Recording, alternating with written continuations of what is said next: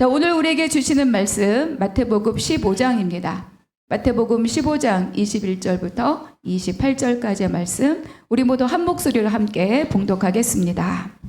예수께서 거기서 나가사 두로와 시돈 지방으로 들어가시니 가나안 여자 하나가 그 지경에서 나와서 소리질러 이르되 주 다윗의 자손이여 나를 불쌍히 여기소서. 내 딸이 흉악하게 귀신 들렸나이다 하되 예수는 한 말씀도 대답하지 아니하시니 제자들이 와서 청하여 말하되 그 여자가 우리 뒤에서 소리를 지르오니 그를 보내소서.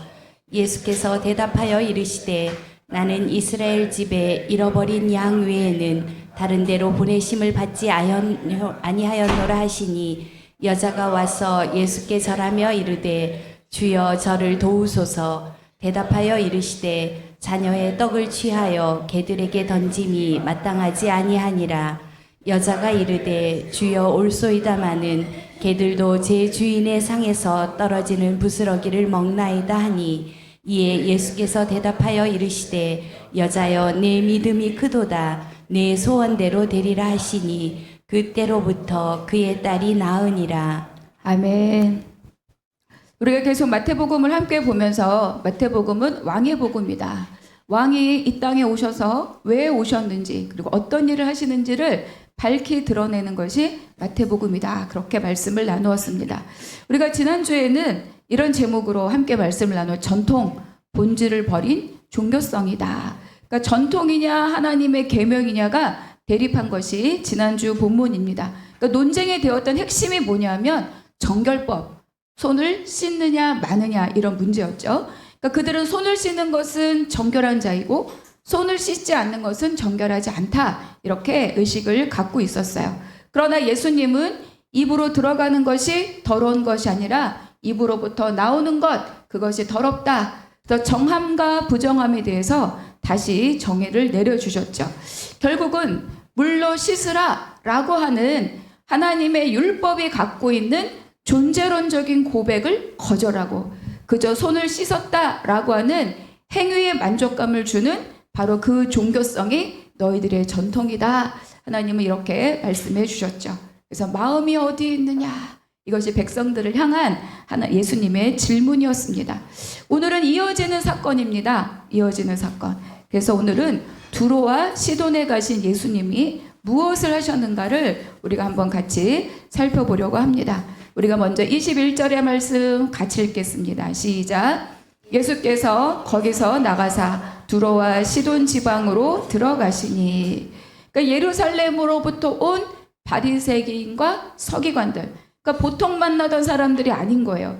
예루살렘에서 일부러 예수님과 제자들을 살펴보라고 보낸 사람들인 거죠. 그들과 논쟁이 있은 후에 예수님이 두로와 시돈으로 들어갔다. 여기에 보면 들어가시니라고 하는 단어가 있는데 이거는 어떤 경우에 이 단어가 계속 쓰여지고 있느냐, 바로 물러갔다라는 단어와 같이 쓰이고 있어요. 요한이 잡혔다는 소리를 듣고 예수님께서 갈릴리로 물러가셨다가, 세례 요한이 죽었다는 소식을 듣고 예수님이 떠나가사, 다 같은 그런 단어가 사용되고 있습니다. 결국 물러갔다, 떠나갔다, 들어갔다 라고 하는 것은 뭐냐? 예수님이 지금 이동하고 있다는 거예요. 그러니까 왕의 사역, 예수님이 이 땅에 오셔서 해야 될 사역이 위협받을 때 그때 하나님의 사명을 완성하기 위한 하나님의 때가 이르기까지 바로 예수님이 움직이고 있는 행보다, 이렇게 볼 수 있는 거죠. 그러니까 우리가 성경을 읽을 때, 특히 복음서, 특히 마태복음을 읽을 때는 예수님의 이동하심은 왕이 이 땅에 오셔서 해야 될 왕의 사역과 연관지어서 우리가 한번 살펴보아야 합니다. 우리 두로와 시돈이 어떤 곳인가 한번 보겠습니다. 지도를 보니까 이렇게 생겼죠. 갈릴리, 벳세다, 게네사렛 14장에 사건이 있었던 곳이고, 거기를 떠나서 이제 두로, 그리고 시돈, 그리고 데가볼리를 지나서 이렇게 다시 갈릴리로 돌아오는 그런 행적을 예수님이 지금 보여주고 있습니다. 저 두로와 시돈은 또 베니게라고도 기록되어 있는 곳인데, 이 지역은 다윗 왕조부터 굉장히 이스라엘과 밀접한 관계를 갖고 있는 곳이 바로 이곳입니다. 여러분 두로왕 히람 기억하실지 모르겠는데 그거는 굉장히 백향목 나무가 굉장히 질 좋은 나무가 있는 곳이에요. 그래서 다윗 그리고 솔로몬에 이어서 이 두로로부터 나무를 받아서 집을 짓고 성전을 짓고 두로의 기술자들을 받아서 성전을 지었던 것이 바로 이 두로입니다. 그리고 이제 두로와 시돈은 늘 하나님 앞에 말씀 앞에 함께 묶여서 나오는데 이거는 또 북이스라엘 왕 아합이 시돈의 딸 이세벨과 결혼했죠. 그래서 그 우상이 이스라엘 땅에 들어와서 우상 숭배를 극심하게 만들어 주었던 곳이 바로 이 시돈 땅입니다.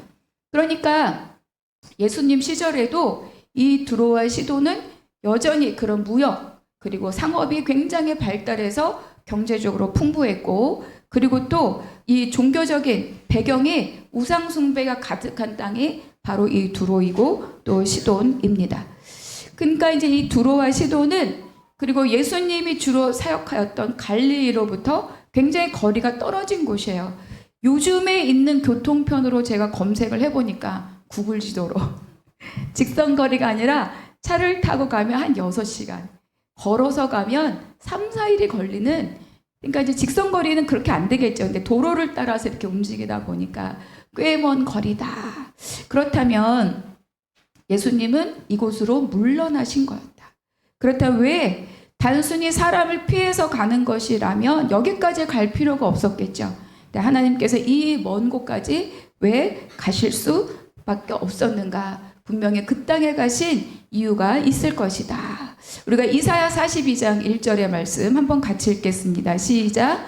내가 붙드는 나의 종, 내 마음에 기뻐하는 자, 곧 내가 택한 사람을 보라. 내가 나의 영을 그에게 주었은즉 그가 이방의 정의를 베풀리라. 구원자 메시아를 말씀하는 이 장에서 그가 이방의 정의를 베풀리라. 하나님이 이사야서를 통해서 약속하신 분이 누굽니까? 바로 예수 그리스도인 거죠. 그러니까 이방인을 향한 왕의 사역을 하기 위하여서 예수님이 이곳에 오셨다. 그곳에도 하나님의 나라, 그곳에도 복음을 전파하기 위해서 가셨다고 볼 수 있습니다. 평행 본문인 마가복음 7장에는 이렇게 기록합니다. 7장 31절 같이 읽겠습니다. 시작. 예수께서 다시 두로 지방에서 나와 시돈을 지나고 데가볼리 지방을 통과하여 갈릴리 호수에 이르시되. 마가복음에 따르면 두로, 시돈, 데가볼리 그래서 11알에 걸쳐서 갈릴리 북쪽에 있는 이방 지역을 다녔다는 것을 알 수가 있습니다. 그래서 예수님이 가신 이 이방 땅에서 어떤 일이 벌어지는가 그것이 오늘 본문의 사건입니다. 22절 같이 한번 읽겠습니다. 시작.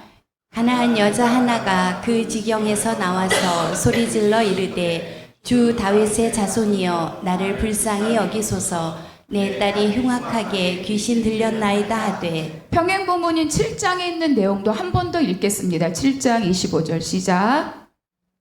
이에 더러운 귀신 들린 어린 딸을 둔 한 여자가 예수의 소문을 듣고 곧 와서 그 발 아래에 엎드리니 그 여자는 헬라인이요 수르보니게 족속이라 자기 딸에게서 귀신 쫓아내 주시기를 간구하거늘.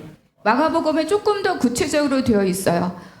귀신 들린 딸을 둔 한 여자 소문을 듣고 왔다. 헬라인이여 수르보니게 족속이라. 그러니까 둘 다 마태나 마가나 다 이방 여인임을 말하고 있지만 유독 마태는 다른 거 다 빼고 뭐라고만 얘기하고 있습니까? 가나안 여인이다. 그러니까 유대인들이 생각하는 가나안이 어떤 의미인지 마태는 알고 있는 거죠. 유대인들에 있어서의 가나안은 어때요? 죄와 부정함의 상징이고 진멸해야 할 대상이었습니다. 하나님께서 이스라엘 백성들이 가나안에 들어갈 때 뭐라고 말씀하셨죠? 그들의 풍습을 따르지 말라. 그들에게 아들을 주지 말고 그들의 딸을 데리고 오지 말라. 그런데 바로 그 지역에 있는 그 출신의 여자가 지금 예수님 앞에 나왔다. 이것이 사건의 시작입니다. 근데 오늘 본문에는 우리나라 번역에는 번역되어 있지 않지만 그 원문에는 이렇게 보라 이런 말이 들어가요. 보라. 가나안의 이 한 여자를 이렇게 본문이 시작합니다. 그러니까 이 사건, 이 가나안 여자가 예수님 앞에 나온 이 사건이 얼마나 기이하고 얼마나 놀라운 일인지를 말씀하고 있죠. 그래서 이 여자, 예수님 앞에 나온 이 가나안 여자가 오늘 예수님이 사역해야 될 우리에게 주시는 메시지의 핵심입니다. 그러니까 예수에 대한, 지금 우리가 앞에서 살펴본 것처럼 바로 이 예수에 대한 유대인들은 계속 배척하고 예수님을 죽이려고 모의하고 있음에도 불구하고 그것과 대조하여서 가나안 땅에 있는 가나안 여인, 이방 땅에 있는 이방 여인은 지금 예수님 앞으로 나오고 있다는 것을 마태는 대조하여서 지금 이야기하고 있는 거예요. 그러므로 복음이 결과적으로 이방 땅에도 흘러가고 확장될 것이다를 우리에게 암시하고 있는 거죠. 그러니까 예수님을 보는 예루살렘으로부터 온 바리새인과 서기관들은 예수님을 죽이려고까지 모의하고 있지만 그러나 아무도 인정해 주지 않는 이방 땅의 이방 여인이 지금 예수님으로부터 예수님 앞으로 나왔다. 정함이 무엇이냐? 부정함이 무엇이냐? 유대인이라 함이 무엇이냐? 이방인이라 함이 무엇이냐? 이 메시지를 들고 마태는 이것을 우리에게 말씀해 주고 있는 거죠. 그래서 이 가나안 여자의 고백과 간청이 이렇게 기록되어 있습니다. 주 다윗의 자손이여 나를 불쌍히 여기소서 내 딸이 흉악하게 귀신 들렸나이다 하되. 놀랍게 이 이방 여인은 예수를 향해서 뭐라고 얘기하죠? 주 그리고 다윗의 자손이여 이렇게 부릅니다. 아무도 이렇게 불러주지 않았어요. 바리새인이나 서기관이나 누구도 예수님을 이렇게 부르지 않았습니다. 오히려 예수님을 죽이려고 했고 예수님에 대하여서 분개했을 뿐입니다. 그러니까 너무나 대조적인 반응을 하고 있는 거죠. 그러니까 마태는 이것에 지금 주목하고 있는 것입니다. 갈릴리로부터 멀리 떨어진 이 이방 땅에서 이 여인은 어떻게 이런 고백을 할 수 있었을까? 우리가 아까 마가복음 7장에서 확인한 것처럼 바로 이 멀리 떨어진 이 지역에까지 예수님에 대한 소문이 있었다. 그러니까 이 소문이 결국은 종교 지도자들을 불안하게 했고 그리고 감시하고자 했고 그 예수를 죽이려고까지 모의하고 있었던 거죠. 누구에게는 그 소문이 생명의 소문으로 들리고 누구에게는 그 소문이 불안의 소문으로 망하는 소문으로 들리고 있다. 이 이중성을 우리에게 말씀해 줍니다.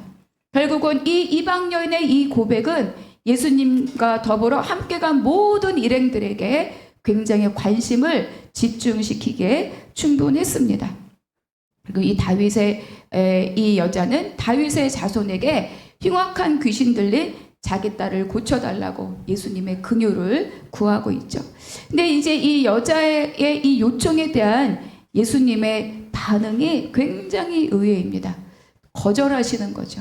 그래서 이 가나안 여자에 대한 예수님의 첫 번째 거절은 무엇이었느냐? 침묵이었습니다. 응대조차 하지 않죠. 투명인간 취급을 하고 있습니다. 23절 같이 읽겠습니다.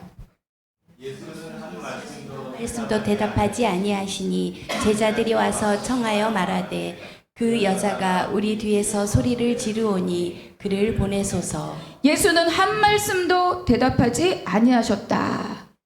여러분 우리가 그동안 보았던 예수님과 너무너무 의외의 모습이지 않습니까? 예수님은 아픈 자, 병든 자, 그리고 심지어 이방인들에게조차도 긍휼을 구하는 자들 한 번도 외면하신 적이 없었습니다. 그러나 예수님 이 여인을 외면하고 있고 한 말씀도 대답하지 않았다. 그러니까 그냥 스쳐 지나간 거예요. 주 예수 다윗의 자손이여 라고 있는데 그냥 지나가시는 거예요. 그러니까 그 여인은 앞서가시는 자기를 스쳐 지나가신 예수님을 향해서 막 뒤에서 부르짖는 거죠. 내 딸을 살려주십시오. 오히려 제자들이 주님 이 여인 좀 어떻게 해주세요. 그럴 정도로 예수님은 철저하게 이 여인을 외면하고 있습니다. 자, 예수님의 두 번째 거절의 모습인데 너는 이스라엘 집이 아니다. 너는 내 백성이 아니다. 너는 나와 상관이 없는 자다. 너는 내 자식이 아니다.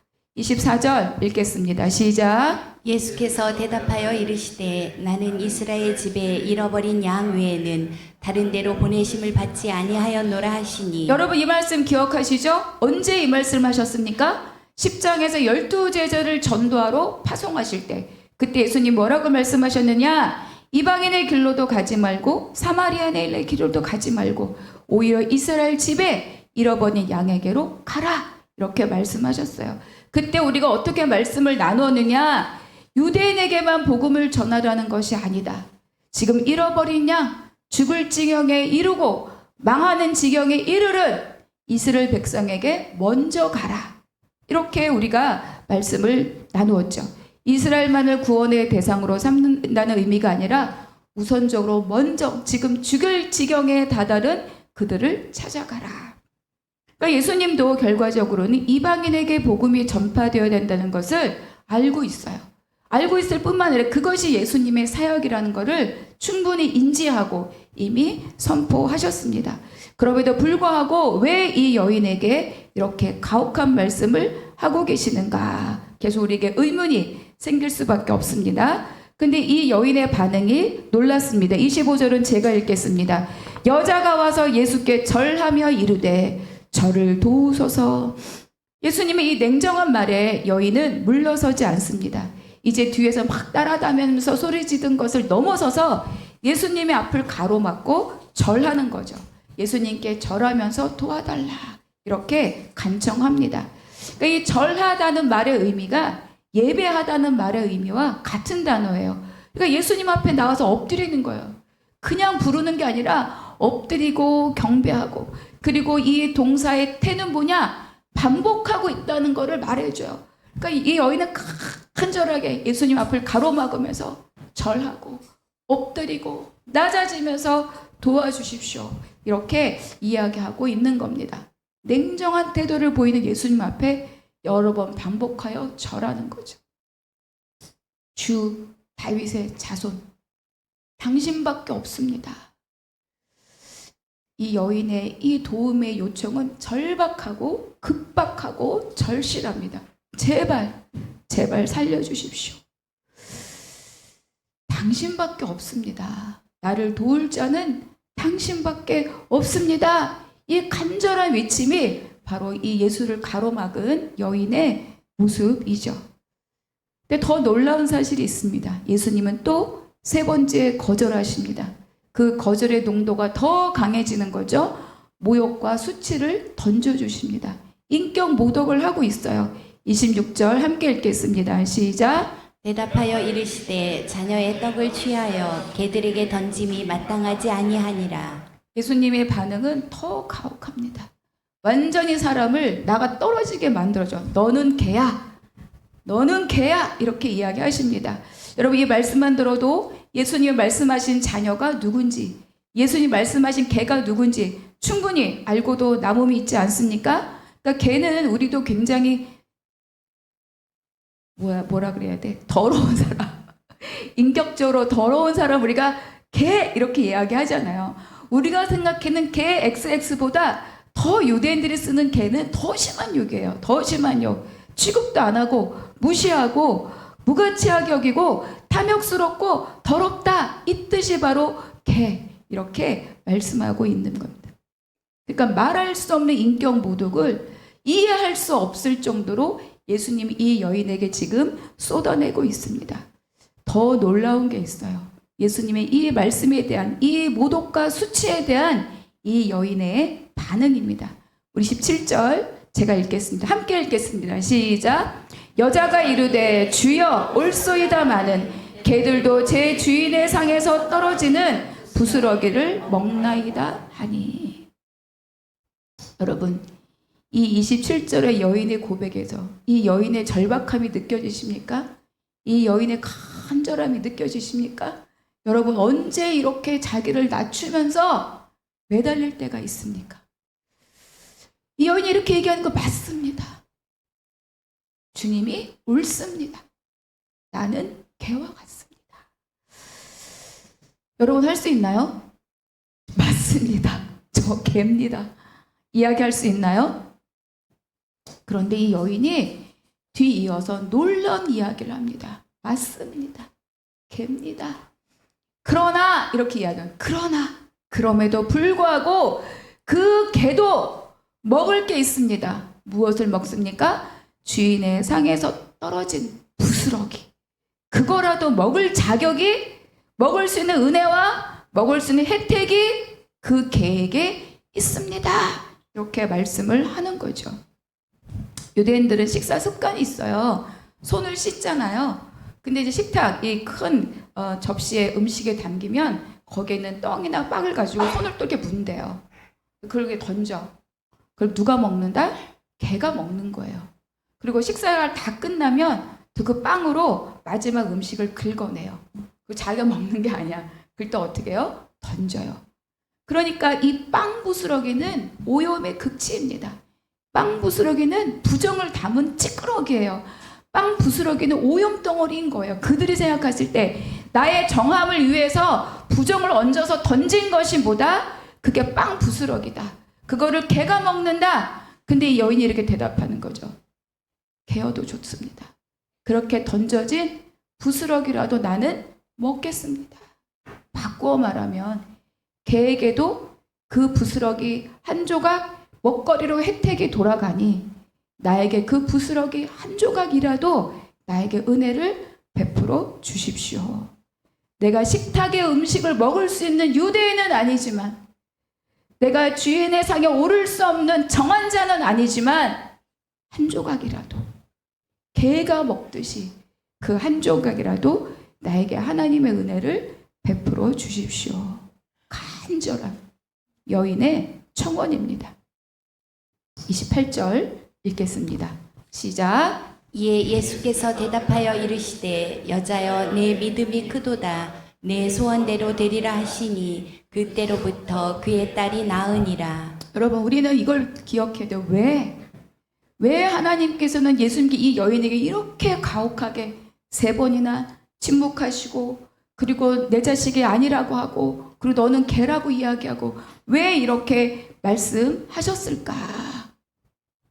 우리가 말씀을 시작할 때 있죠? 보라, 보라, 너희들 보아라, 이렇게 말씀하는 거예요. 너희들 유대인이라고 하고 있니? 너희들 바리새인이라고 하고 있니? 너희들 정하다고 하고 있니? 너희들 하나님의 백성이라고 지금 말하고 있니? 그런데 봐라, 이 여인을.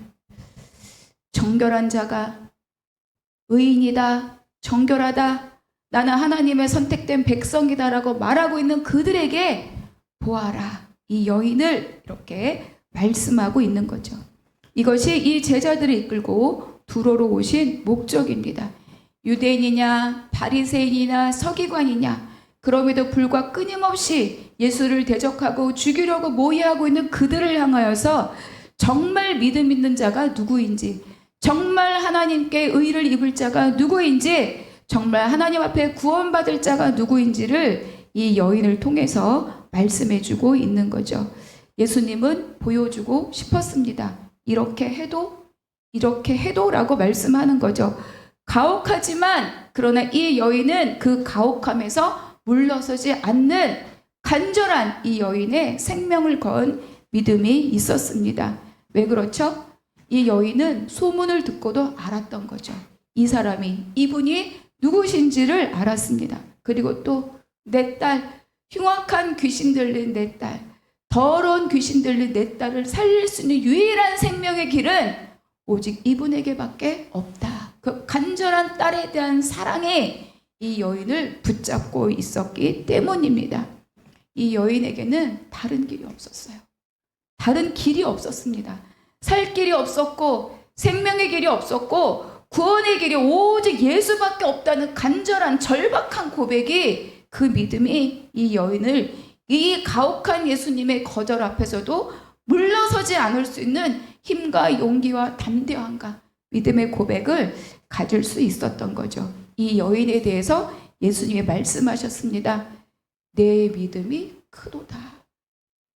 여러분, 믿음이 크다는 거는 많이 봉사해서가 아닙니다.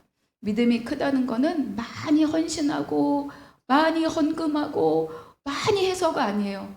믿음이 큰 건 뭡니까? 자기의 존재를 주님 앞에 철저히 버리는 것이 믿음입니다. 왜냐하면 다른 대안이 있는 사람은 자기 존재를 버릴 수가 없어요. 가다가 내가 이거 쓰면 되지. 가다가 내가 이거 하면 되지. 가다가 내가 거기까지 할 필요가 있냐라고 말하기 때문인 거죠. 결국은 아무런 대안이 없는 오직 한 길밖에 없는 이 여인은 예수님으로부터 내 믿음이 크도다. 그리고 자기 딸의 병도 치유받았습니다. 우리는 이 가나안의 여자로부터 어떤 교훈을 우리에게 주시는가? 첫 번째는 하나님에 대한 전적인 신뢰입니다. 여러분, 이방 여인입니다. 이방 땅입니다. 우상 숭배가 가득한 곳입니다. 무역과 상업이 활발한 곳입니다. 돈이 막 도는 곳이에요. 문화가 풍성한 곳입니다. 그런 문화에 젖어 살았던 여인입니다. 여러분, 우리가 한국에 살면 한국 문화 자연히 흡수하죠. 내가 특별하게 작정하고 구별하지 않는다면은 그 문화와 그 습관과 그 스피릿이 다 삶에 묻어나게 되어 있어요. 이 여인도 그런 문화에 젖어 살았던 여인입니다. 그런데 이 여인이 뭐예요? 예수의 소문을 들었더라. 근데 그 소문이 어떻게 자극이 됩니까? 많은 소문을 들었지만 아무도 자극을 받지 않아요. 바리새인과 유대인들은, 서기관들은 본인들이 하나님의 율법을 따르는 자들이라고 하면서도 아무도 생명의 자극을 받지 않습니다. 그런데 이 여인만 그 안에 유일한 생명의 길이 있다는 것을 알았던 거죠. 구원의 길이 유일하게 예수에게만 있다는 것을 알았던 거예요. 무엇 때문에? 급박한 딸의 생명 때문에. 위급한 딸의 생명 때문에. 내 딸을 살리려면 아무 길이 없다는 걸 알고, 그런데 이분이 가는 곳마다 생명이 살아나고 병이 낫고 기적과 이사가 일어난다는 것을 소문을 들은 이 여인은 이 길밖에 없다. 여러분, 우리에게 이런 믿음의 고백이 있습니까? 사는 게 힘들고, 내가 실망해서 슬프고, 또 상처받아서 번거롭고, 하고자 하는 일이 잘 안 돼서 속상하고, 그저 그런 생각에 머물러서 낙심만 하고 있지는 않습니까? 여러분, 그럴 때 주저앉아 있으면 안 되는 거예요. 내가 예수님 앞에 나와야 되는 거죠. 예수님은 끊임없이 우리를 초청하고 있습니다. 우리의 의지적 결단이 필요합니다. 그리고 그 예수 안에 생명이 있다는 약속의 말씀을 우리는 붙들어야 하는 거죠. 그것이 예수를 이 땅에 성육신으로 보내신 하나님의 마음입니다.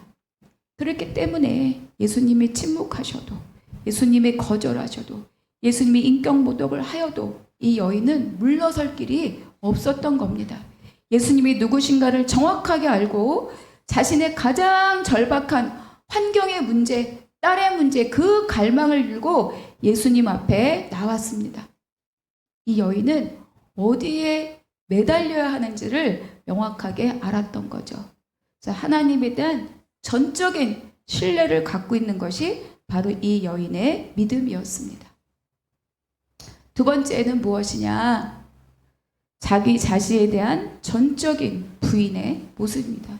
자기 부인, 철저하게 자기를 부인하는 거죠. 주님 옳습니다. 여러분, 나를 버리지 않으면 주님 옳습니다 할 수가 없어요. 주님 왜 그렇습니까를 하는 거죠. 왜 이렇게까지 합니까? 라고 말하는 거예요. 그가 나보다 옳도다. 그거는 하나님의 통치 아래 있는 사람이 아니면 절대로 고백할 수 없는 겁니다. 주님 옳습니다. 그렇지 않으면 그거는 맞지만 이건 이런 거 아닌가요? 나도 한 개 잘못했지만 그 사람도 세 개 잘못한 거 아닌가요? 이렇게 우리가 의문을 품고 주님의 말씀을 거역하게 되는 거죠. 이 여인이 말했습니다. 옳습니다.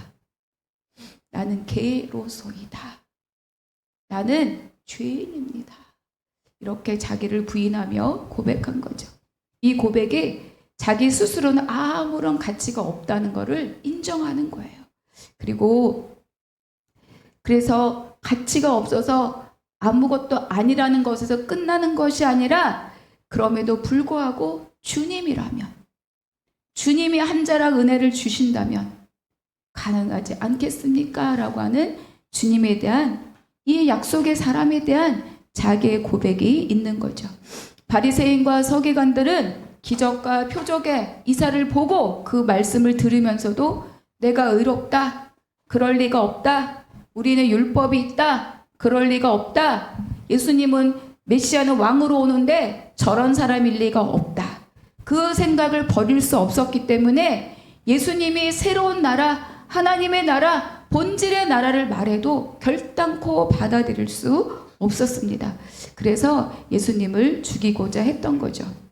사람들도 마찬가지입니다. 저와 여러분도 마찬가지인 거죠. 우리가 철저하게 하나님 앞에 항복할 때에만, 그때만 온전한 하나님의 은혜와 복을 누릴 수 있습니다. 사람들이 자기가 당한 모욕과 수치를 이기는 방법이 있어요. 그 모욕과 수치를 다시 명예롭게 회복하는 방법이 있어요. 어떤 거일 것 같습니까? 갑자기 드라마 한 장면이 생각이 났는데, 여러분 글로리였나요? 그 학폭에 관련된 드라마. 그때 이런 대화가 있었어요. 고통을 당한 자가, 어쨌든 당한 자가, 다 잃은 자가 자기를 다시 그 명예를 회복하는 방법이 뭐가 있을까요? 그때 이렇게 얘기했던 게 기억이 나요. 용서하는 것이거나 갚는 것이거나. 그러니까 우리가 내가 수치를 당했다, 내가 모욕을 당했다 했을 때 그걸 나의 명예를 회복하는 방법이 똑같이 두 가지가 있어요. 하나는 뭡니까? 물리적으로 보복하는 거예요. 내가 똑같이 그가 수치를 당하도록, 그가 모욕을 당하도록, 그래서 안갚음을 하여서 내 자존심을 회복하는 거죠. 두 번째 방법이 있는데, 그 하나는 그 수치를 감당하되 정말 내가 원하는 것, 정말 나에게 절대적으로 필요한 것, 그것을 내 것으로 소유하는 겁니다. 이 여인에게 가장 절박하게 원하는 것이 무엇이었습니까? 무엇이었죠? 딸입니다. 딸의 생명. 딸의 생명을 살리기 위해서는 자기의 자존심도, 자기의 체면도 아무런 딸의 생명 앞에 가치가 없는 거죠. 왜? 엄마니까. 그리고 딸을 사랑하기 때문에. 그러니까 자기는 내가 개어도, 내가 내 자식이 아니라고 하여도, 모른 척 하여도, 외면당하여도, 투명인간 취급을 당하여도, 이 여인은 어때요? 이 여자는 감당할 수 있었어요. 왜? 내 딸을 살리는 생명의 길은 오직 이분밖에 없다. 그러니까 우리는 때로 삶을 살면서 내 환경에 절박함이 있어요. 환경의 절박함. 그런데 그 절박함을 가지고 하나님 앞으로 더 가까이 가는 사람이 있고, 그 환경의 절박함을 가지고 오히려 주님을 원망하고 떠나는 사람이 있다. 그러면 그 절박함이 끝이 어디냐? 떠나는 사람은 그 절박함의 끝자락에 가지 않은 사람이에요. 아직도 자기 힘으로 할 것이 있을 때 돌이키는 거예요. 자기 힘으로 할 것조차 하나도 없는 사람은 죽기 살기로 매달릴 길이 여기 하나밖에 없는 거죠. 내가 생명이라고 말씀하시잖아요. 내가 길이라고 말씀하시잖아요. 내가 구원이라고 말씀하시잖아요. 나로 말미암지 않고는 하나님께로 갈 수 없다라고 주님이 말씀하시죠. 그러니까 내 육의 반응은 아무런 힘을 이 여인에게는 발휘할 수 없었던 거죠. 딸이 갖고 있는 생명의 가치보다 더 우선하는 것은 이 여인에게 없었습니다. 그랬기 때문에 딸에 대한 생명의 가치를 가장 우선하는 이 여인, 바로 이 여인의 이 자리, 내가 비록 개로소이다 옳습니다만, 바로 이 끝자락이 이 여인의 믿음의 자리이고, 이 끝자락이 이 여인의 철저한 자기 부인의 자리입니다. 세 번째 우리에게 말씀해 주는 것이 뭐냐? 바로 끝까지 이기는 믿음이죠. 여러분, 우리가 끝까지 가지 않으면 이기지 못합니다. 끝까지 가야 이겨요. 이제 우리 올림픽이 끝나고 이제 선수들이 가끔 이런저런 토크쇼에 많이 나오잖아요. 근데 제가 뭐 이거를 이 채널에서 한 꼭지 보거나 저 채널에 한 꼭지 보거나 그런데 이 금메달을 딴, 물론 뭐 금메달 딴 사람만 훌륭한 건 아니지만 금메달을 딸 수밖에 없었던 원인들이 다 있더라고요. 그들이 여기에 인생을 걸어요. 그들이 여기에 하루 24시간을 걸어요.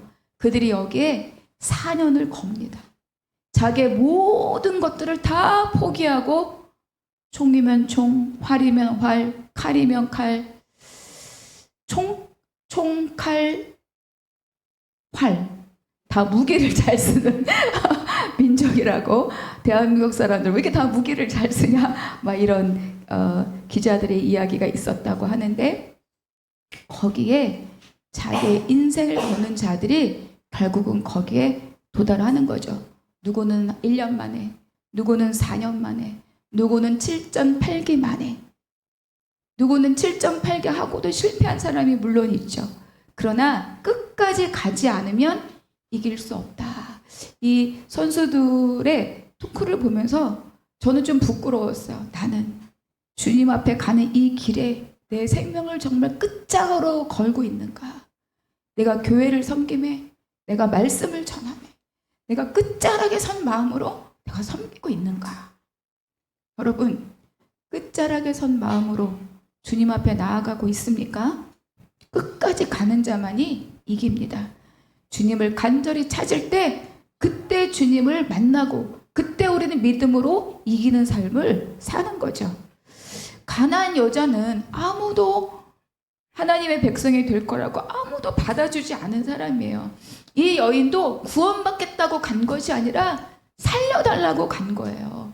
맞다, 나 이방인이다, 더러운 여인이다, 죄인이다, 이방 풍습에 물들었던 여인입니다. 그러나 이 길밖에 없어서 왔으니 부스러기 하나라도 주십시오. 그 부스러기 한 조각으로라도 내 딸이 살겠습니다. 이 끝까지 매달리는 믿음, 그거는 끝까지 기도했다가 아니라 자기 존재를 버리는, 끝자락에까지 내 존재를 내 동생이 치고도 붙들 수밖에 없는 바로 이 끝까지 가는 믿음이 이 여인에게 생명을 받게 한 거죠. 여러분, 끝까지 가신 분이 누구입니까? 바로 예수 그리스도예요. 예수님도 거절당했습니다. 예수님 중간에 달리는 척 하다가 내려온 게 아니에요. 예수님도 끝까지 달려서 끝까지 죽음의 자리까지 가신 분이 예수님이죠. 예수님도 주여 주여 아버지 아버지 엘리 엘리 외쳤지만 끝까지 거절당하신 분이 바로 예수님입니다. 이 여인이 끝까지 거절당했던 거죠. 그러나 여인이 끝까지 메어 달린 것처럼 예수님도 끝까지 십자가 달려서 피와 물을 다 쏟기까지 끝까지 자기 인생, 자기 삶, 성육신한 그 몸을 던진 분이 누구다? 예수 그리스도다. 거기에 바로 생명의 길이 있는 겁니다. 그래서 죽으셨죠. 그러나 이 아들을, 눈물을 흘리며 아들을 죽음을 지켜보았던 성부 하나님은 어떻게 하셨습니까? 생명으로 그 아들을 살리셨습니다. 그래서 그 죽음과 그 부활이 우리에게, 우리가 입은 바로 생명의 혜택입니다. 그러니까 예수님 이 여인에 대한 거절은 여인을 향한 말씀이 아닌 거예요. 예수님은 이 여인의 믿음을 아셨죠. 근데 이 여인이 끝까지 가는 이 믿음을 통해서 누구에게 메시징하고 있습니까? 유대인들에게, 바리새인에게, 서기관에게 내가 의롭다, 내가 정하다, 내가 율법을 지킨다라고 말하고 있는 그들에게 우리의 참 믿음의 모습이 어디에 있느냐, 우리가 진정 정결한 자의 모습이 어디 있느냐, 진정 구원받는 자의 모습이 어디에 있느냐를 보여주는 거죠. 그리고 그 하나님께서 보여주는 그 모습은 오늘 우리에게도 밝히 드러내 보여주시는 바로 이 여인의 모습입니다. 여러분, 우리는 끝자락에 있습니까? 늘 한 발 걸치고 하나는 세상에 있어서 이거 아니면 저거 하나 먹지라고 말하고 있지는 않는가. 오늘 본문에 제가 구절을 실진 않았지만 이 사역을 마치고 예수님은 이방 땅을 다니면서 모든 환자를 고쳐주십니다. 그리고 다시 한번 떡 7개, 오병이어가 아니라 7병이어로 굶주린 자들, 사흘이나 굶주림을 따라다녔던 자들 다 떡을 먹이는 거죠. 상에서 떨어진 그 부스러기 떡으로 이방인은 살았습니다. 이방인은 치유받았고 이방인들은 배부르게 먹었던 거죠. 그럼 우리가 기대하는 하나님의 떡은 무엇입니까? 부자가 되는 것, 건강해지는 것, 내가 높아지는 것, 그것이 아니라 오직 예수께서 부어주신 생명이라는 것을 믿고 하나님 앞에 끝자락에 서는 그 마음으로 주님 앞에 메어 달리는 우리 모두가 되시기를 주님의 이름으로 축복합니다. 기도하겠습니다. 하나님, 우리는 자존심이 상하고 체면이 상하면 그만 됐다라고 말할 때가 많이 있습니다. 우리가 하나님 앞에조차도 내가 자존심을 세울 때가 있음을 회개하며 고백합니다.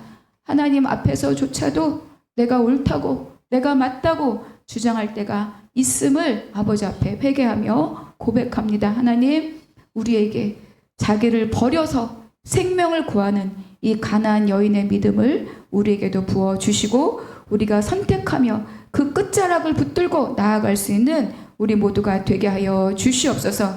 모든 것 감사하고 우리 주 예수 그리스도 이름으로 기도하옵나이다. 아멘.